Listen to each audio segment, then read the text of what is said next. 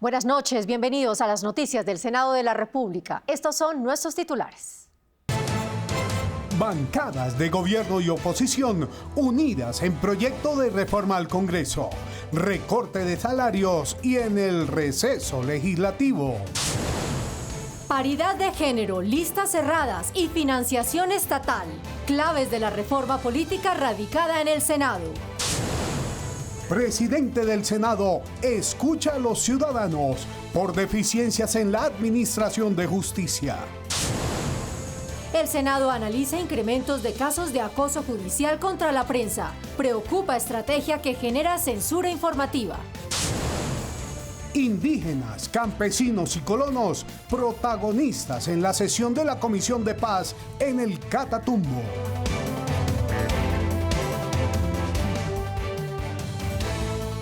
En un hecho sin precedentes cercanos, las bancadas de gobierno y de oposición se unen para radicar un proyecto de reforma constitucional. Se trata de una de las iniciativas más esperadas por los colombianos, la de bajar el salario a los congresistas y acortar el receso legislativo. Desde hace algunas semanas han sido radicados varios proyectos de reforma constitucional que buscan bajarles el sueldo a senadores y representantes, pero que no han recibido buenos comentarios porque las rebajas arrancarían en 4 años por temas legales. Por primera vez en mucho tiempo, opositores y gobiernistas se pusieron de acuerdo para presentar una nueva propuesta que hace efectivo el recorte de forma inmediata. Nos recorta el salario temporalmente en el 20%, y digo temporalmente porque vamos a través de una proposición en la reforma tributaria a pedirle al señor ministro de Hacienda que nos grave, esa es la idea, bajarle 7 millones y a partir de 2026 que baje a 25 millones de pesos. La iniciativa también contempla la ampliación del periodo legislativo, es decir, que el receso baja de 4 a 2 meses. Este mes adicional se utilizará para proyectos de origen congresional y que no van a ser ni actos legislativos, ni leyes estatutarias, ni leyes orgánicas, para que esto no sea un fast track a favor del gobierno actual. Además, se contemplan sanciones más severas por el ausentismo. Congresistas podrían perder su curul si fallan a 6 sesiones en un año. Sanciones muy severas en materia de ausentismo de las sesiones parlamentarias y también de recibir prebendas a cambio de votos o de no votar determinadas iniciativas. De esta forma, congresistas buscan mejorar la imagen del legislativo, eliminando privilegios que se antojan odiosos para todos los colombianos. Garantías para la participación de las mujeres en la política y financiación exclusiva estatal a las campañas son algunos puntos clave de la reforma política radicada esta semana en el Senado. Se busca además darle cumplimiento a los acuerdos de paz.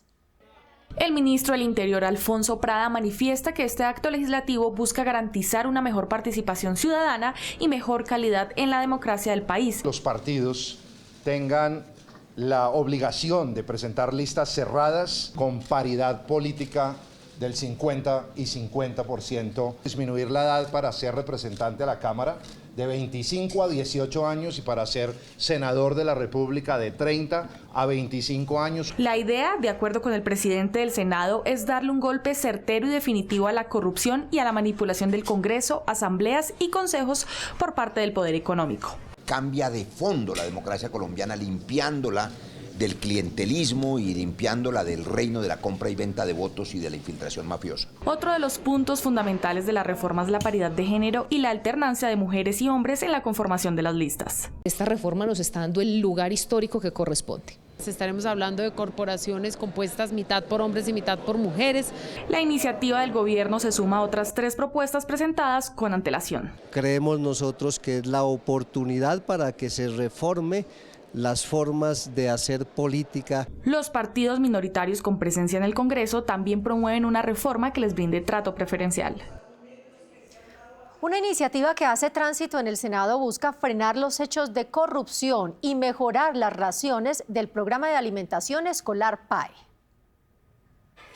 Lo que se busca es que previa certificación y de cumplimiento de requisitos se cree el banco de oferentes para la selección de proveedores del PAE. La iniciativa también contempla adquirir de manera obligatoria alimentos a pequeños productores agropecuarios de cada región. Se haga lo que es la bolsa de oferentes para que exista una verdadera pluralidad y exista moralidad en la contratación que tanto se necesita en la del PAE. La interventoría será ejercida por las universidades públicas para que éstas pongan la lupa en la vigilancia y control de los recursos del PAE. En el proyecto de ley se priorizarán al 100% las sedes educativas rurales y urbanas, cuya población escolar sea más del 50% étnica, víctima del conflicto armado o en condición de discapacidad. Que vaya en condiciones de buena calidad para que propenda por una mejor educación y propenda por una mejor alimentación con calidad que va directamente relacionado con el nivel educativo de ese escolar. Una vez sea aprobada como ley esta iniciativa, el Ministerio de Educación tendrá la obligación de reglamentarla. Las comisiones económicas de Senado y Cámara aprobaron de forma unánime el monto del presupuesto general de la Nación para el próximo año en 405,6 billones de pesos, 14 billones más de lo que había solicitado el gobierno anterior.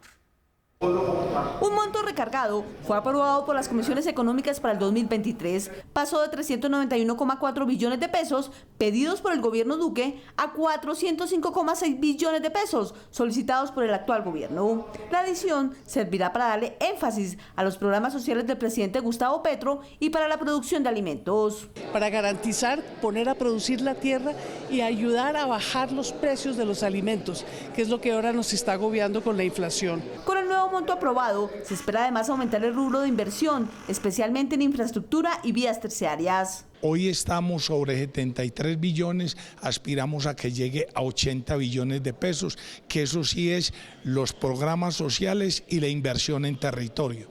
Durante la discusión, varios senadores le pidieron al gobierno que con los nuevos recursos se mitigue el déficit de 1.8 billones de pesos en los subsidios de energía y gas a los estratos 1, 2 y 3. Pedimos en esa propuesta que se garanticen esos subsidios para que esos sectores vulnerables puedan continuar con ese subsidio. El ministro de Hacienda aseguró que a pesar del aumento en el presupuesto, aún faltan recursos para los programas sociales, por lo que insistió en la necesidad de la reforma tributaria. Aquí hay faltantes, yo le diría que en virtualmente todos los programas, pero por eso vamos por recursos adicionales. El 20 de octubre vence el plazo para que el Congreso apruebe el presupuesto nacional para el próximo año. El alza en las tarifas de energía sigue siendo motivo de discusión en el Senado. Congresistas presentaron catálogo de propuestas para frenar de inmediato los altos costos de las facturas de los estratos 1, 2 y 3. El encarecimiento de las facturas de energía en todo el país, especialmente en la costa caribe, tiene al Senado en máxima alerta. Congresistas costeños aseguran que con la llegada de cada recibo sube la angustia de los ciudadanos. Se está llevando un padre de familia el 10% de su salario pagando la energía eléctrica en Colombia. Es importante que el gobierno nacional intervenga el mercado, no permita que haya abusos por parte de los generadores hidráulicos. ¿Por qué razón las hidroeléctricas elevan el precio por estos días cuando tenemos agua suficiente y no escasea? Pero sí queremos la voluntad, no solo del gobierno, sino también la voluntad de los generadores, de los distribuidores y los comercializadores. Y denunciaron el monopolio por parte de las generadoras que pesan el 35% en la tarifa de energía. 6 generadores en Colombia están manipulando el mercado de la energía en nuestro país. El senador Marcos Daniel Pineda planteó cambiar el indexador para el cálculo de las tarifas, entre otras soluciones. Las pérdidas por fraude de energía las tiene que asumir el mismo operador, el comercializador y distribuidor de la energía. Desde la oposición proponen que todos los actores de la cadena energética asuman en proporción las pérdidas. Entre los 4 actores que juegan este partido, que son el ciudadano, los comercializadores, las distribuidoras y los generadores. La ministra de Minas y Energía, Irene Vélez, anunció que ya se está construyendo un acuerdo con todos los actores de la cadena energética para ponerle fin al continuo encarecimiento de la energía. El presidente del Congreso, Roy Barreras, junto con el embajador de Israel, llegaron a un acuerdo de crear una comisión que busque la reactivación del agro colombiano. En la comisión binacional, la tecnología jugará un papel fundamental. Lo que se quiere con la creación de esta comisión del Congreso de la República y el gobierno de Israel es que se potencie la relación binacional, también que se implementen y generen estrategias de trabajo que reactiven el campo. Colombia tiene tierra lista para producir comida. El gobierno de Israel, su pueblo tiene tecnología, siembran en el desierto. Pueden ayudarnos, enseñarnos con tecnología a sembrar y a hacer asociaciones campesinas de manera que además los campesinos colombianos puedan producir y tener mercados asegurados. Para el embajador de Israel, con las tierras de Colombia, el empuje de su gente y la tecnología de punta de ellos, el país podría ser una potencia mundial. Nosotros creemos mucho en el potencial de Colombia en todos los lados y nosotros tenemos la tecnología, ustedes tienen la tierra, el terreno, tienen el ámbito y tienen el espíritu y la alma colombiana de emprendimiento, de la innovación. A la comisión, que estaría integrada por 8 senadores, se invitará a la ministra de Agricultura para trabajar en la búsqueda de alternativas para el desarrollo del agro colombiano. En nuestra sección El Presidente Escucha, el turno fue para la justicia. Hoy, Día de la Democracia, esto fue lo que opinaron los ciudadanos. ¿Usted cree que en Colombia funciona la justicia? ¿Hay justicia? A la fecha en algunos municipios no. ¿Por qué? Porque estamos descuidados. ¿Hay justicia, Camilo? No hay justicia, precisamente yo personalmente tengo denunciados a jueces, personas que no cumplen con su deber. ¿Usted cree que en Colombia hay justicia? No. ¿Por qué? Soy líder social, he denunciado muchas cosas y lo que hace uno es ponerse más. No hay justicia, no hay acceso, no hay posibilidades de un debido proceso, hay jueces vendidos. ¿Funciona la justicia? No, yo quiero ser muy claro en ese aspecto. La parte de las pruebas, eso se presta para una cantidad de cosas. Acabamos de escuchar a los colombianos. Desafortunadamente, la mayoría no cree en la justicia, no siente que la justicia esté protegiendo su vida, sus bienes, su familia, su honra. Hoy es el Día Internacional de la Democracia, pero no hay democracia si no se cree en la justicia. Pasaron cosas terribles en días recientes. En Landazuri asesinaron a un profesor y su familia, pero la comunidad asesinó a los asesinos. Justicia por su propia mano. Hace un par de días, un taxista asesinó a un fletero. Es decir, si avanzamos en ese camino terrible de la justicia por la propia mano, vamos hacia la barbarie. Si no creemos en la justicia, se necesita entonces una reforma a la justicia. Se necesita acercar la justicia al ciudadano. La reforma a la justicia tiene que estar en la agenda del cambio. Es una propuesta que estamos haciendo desde el Congreso de Colombia al señor Ministro de la Justicia.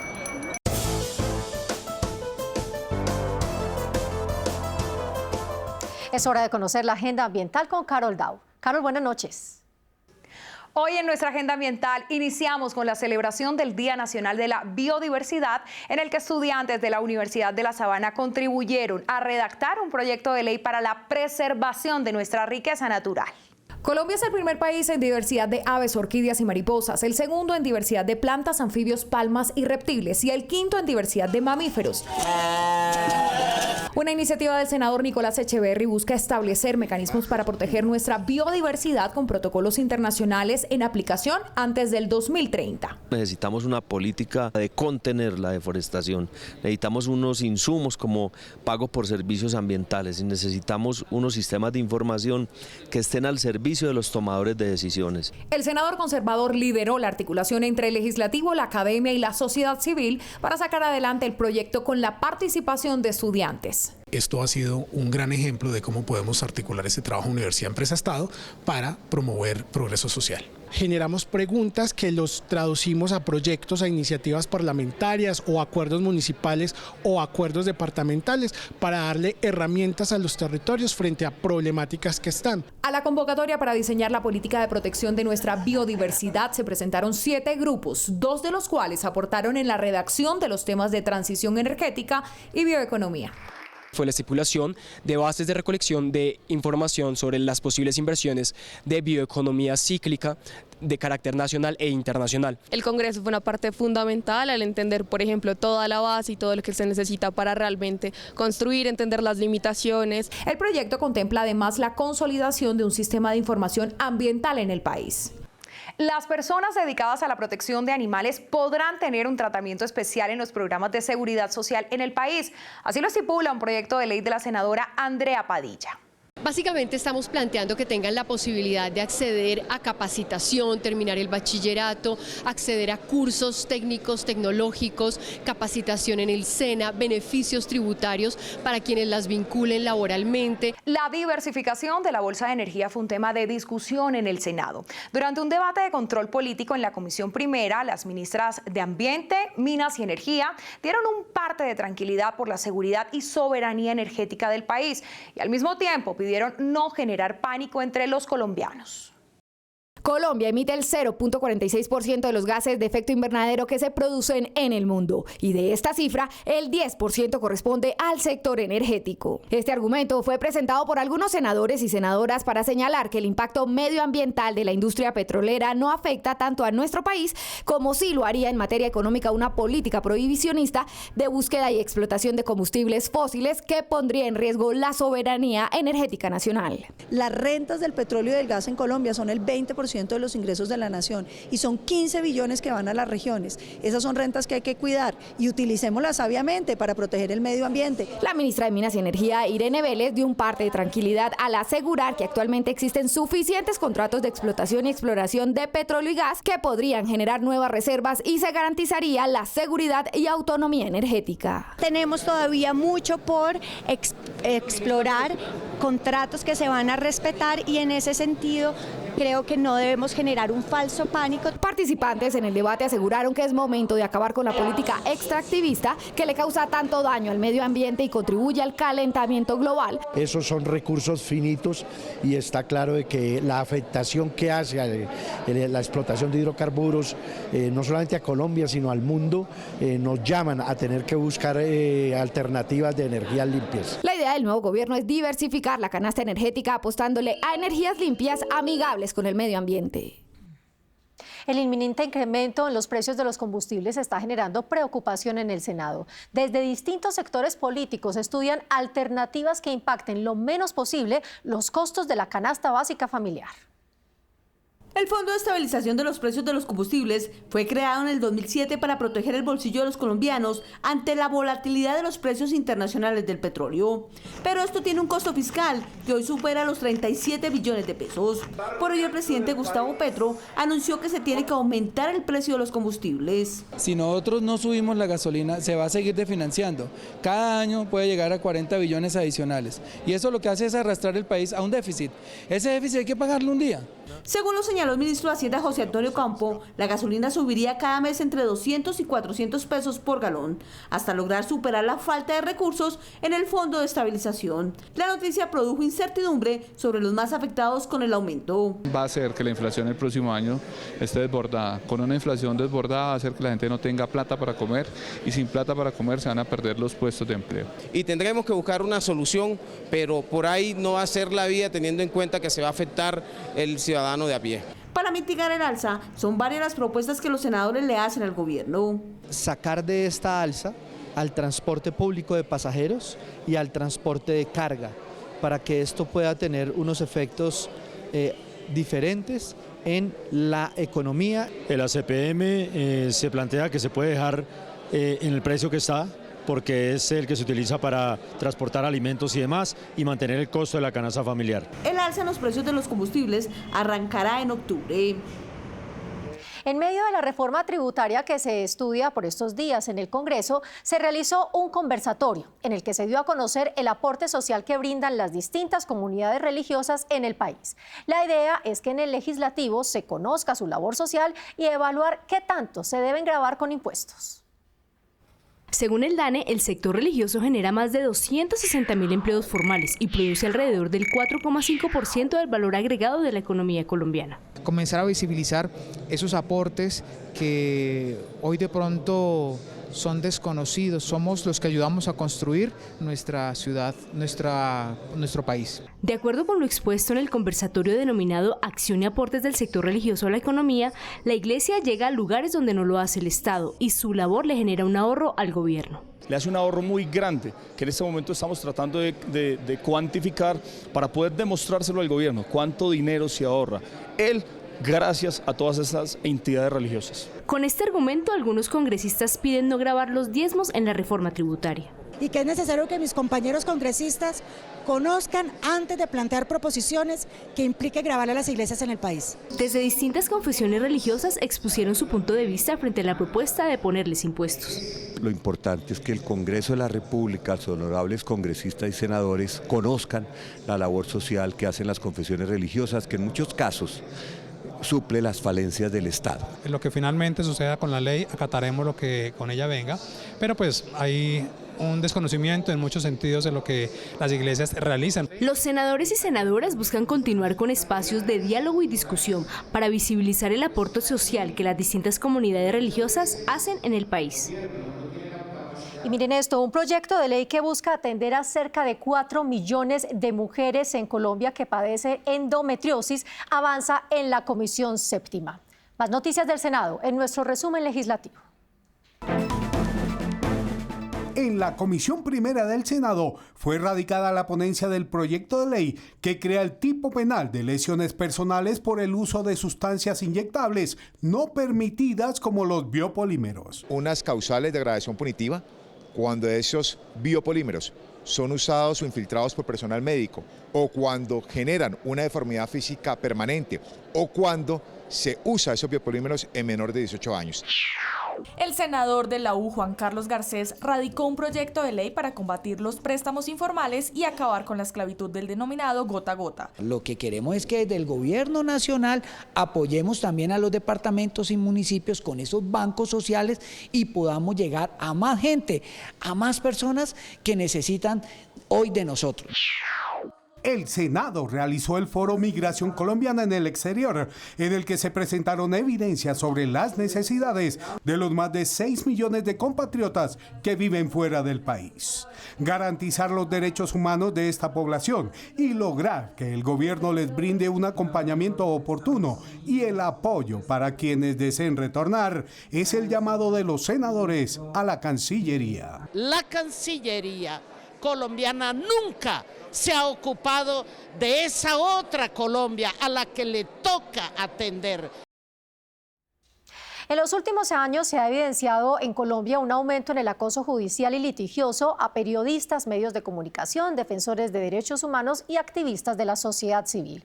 Este comportamiento ha sido usado como estrategia para promover la censura, de acuerdo con investigaciones de organizaciones de defensa de la libertad de prensa. Muchos periodistas hoy son silenciados, investigados, perseguidos y amenazados por hacer denuncias y difundir información de interés público. Según un informe de la Fundación para la Libertad de Prensa en Colombia, el acoso judicial creció de manera constante entre el 2017 y el 2021 hasta alcanzar más de 140 casos en la actualidad. El asunto entonces no es menor y merece atención, cuidado y sobre todo acción. Esta persecución, que en la mayoría de los casos se convierte en censura por el temor de los comunicadores y medios de comunicación a ser procesados en estrados judiciales y que además limita la libertad de expresión, busca ser contrarrestada a través de un proyecto de ley. Lo que queremos limitar es la capacidad que tienen todos estos agentes corruptos y criminales para hacer eso vía judicial y fortalecer el derecho a la libertad de expresión. Para que la injuria y la calumnia no sea utilizada para callar periodistas o para callar miembros de las ONGs. Jueces y fiscales pueden llegar a tener la oportunidad de archivar estas investigaciones si existe suficiente prueba. Este proyecto, que busca frenar esos procesos de judicialización y que entran en conflicto con derechos fundamentales como la libertad de expresión y la libertad de prensa, será discutido en los próximos días en la plenaria del Senado. Y esta es una cifra que nunca más quisiéramos registrar en el país. Tan solo en La Guajira, 48 niños han perdido la vida en lo que va corrido del año por desnutrición, 109 en todo el país. El Congreso y la Defensoría del Pueblo hacen un llamado a trabajar unidos para frenar estas muertes asociadas a enfermedades por no recibir alimentación. Las autoridades han identificado que solo en los primeros 8 meses de este año, 109 niños y niñas entre 0 y 5 años han perdido la vida por temas asociados a la mala nutrición. Los departamentos más afectados por esta crisis son Guajira, 48 casos, Chocó, 25, Bolívar, 14, Cesar, 13 y Vichada, con 9 menores muertos por desnutrición. Por eso el llamado es a remediar esta crisis. Como sociedad, debemos sentirnos avergonzados por seguir registrando de manera recurrente que niños y niñas mueran porque no podemos garantizarles alimentación y nutrición adecuada. Ante este panorama, desde el Senado de la República piden que se mire esta problemática con enfoque territorial. Aquí el Estado debe llegar a los sitios, es el Estado quien tiene la obligación y la responsabilidad de poder tener primero que todo un enfoque territorial para saber quiénes son los niños, dónde están y cómo le ayudamos. Adicionalmente con toda la fuerza del Estado que llegue, no tanto a llevar subsidios que son necesarios, pero para que los subsidios no perduren en el tiempo necesitamos llevar el desarrollo. Eso es lo más importante, desarrollo económico de esas zonas.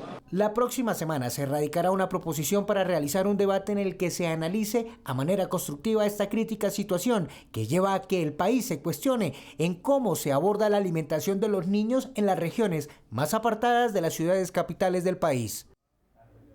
Desde Tibú, norte de Santander, la Comisión de Paz reiteró el llamado a los grupos violentos a un cese el fuego multilateral. Durante la sesión también se realizó un minuto de silencio por el asesinato el día anterior a la audiencia de Reude Suárez, un firmante de la paz del Catatumbo. En el Catatumbo, el protagonismo de la sesión de la Comisión de Paz la tuvieron sus habitantes. En Tibú Norte de Santander, campesinos, indígenas y colonos expusieron las necesidades de la población para superar las causas del conflicto. Que la equidad de género con nosotras las mujeres sea real. Nosotros también como campesinos queremos aportar nuestro granito de arena. Encontramos una comunidad muy activa, con respuestas y propuestas muy específicas. También los habitantes del Catatumbo relataron ante la comisión las consecuencias que ha dejado la cruenta guerra entre los diferentes grupos armados, por lo que la comisión hizo un llamado al cese del fuego multilateral. En municipios como Tarra, como el propio Tibú, que es importante no solamente por la protección de sus propios combatientes, sino la protección de la población civil. Cumplan con unos mínimos de respeto por la población civil. Pero se sumen realmente con mucha voluntad política al cese de fuego multilateral. Desplazamientos y ataques indiscriminados contra la población civil y la fuerza pública solo dejan vidas apagadas. Hoy el clamor es que llegue la paz. Ojalá Dios se den esos diálogos, pero más que con las insurgencias yo creo que son con las comunidades. En la audiencia desarrollada en Tibú también participaron integrantes de la Comisión Segunda y de Derechos Humanos. Hasta aquí las noticias. Gracias por acompañarnos. Los esperamos en nuestra próxima emisión. Hasta entonces.